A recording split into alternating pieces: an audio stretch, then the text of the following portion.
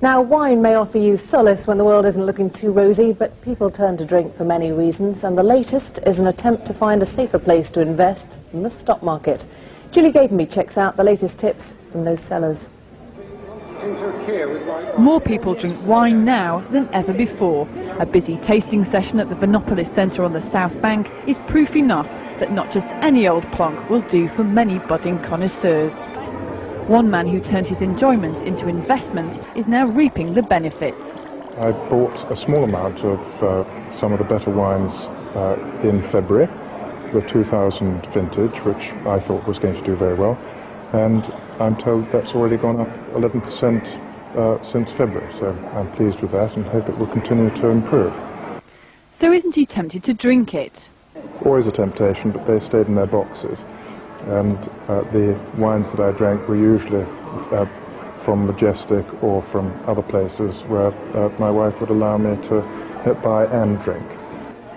Most buyers, even investing in small amounts, use brokers, store their wine professionally and then wait. No, it's not something that should be looked at as a short-term quick buck. People make very good money out of the wine market, but over a longer period.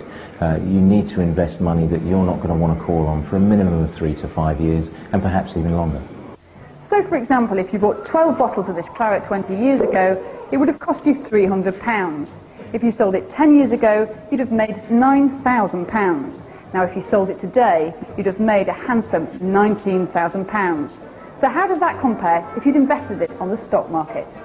A very different story. Investing at the same time, you'd have made £1,300 in 10 years and just £1,600 in 20.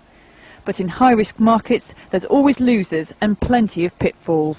There are a lot of rogues who will trade on people's naivety and ignorance and say, I've got this wonderful wine, it's la-di-da-di-da, and spin a story and make a lot of money. Oh, yes. So for anyone considering an investment, perhaps it's best to treat it like your favourite wine and follow your nose. Julie Gatenby, BBC London News.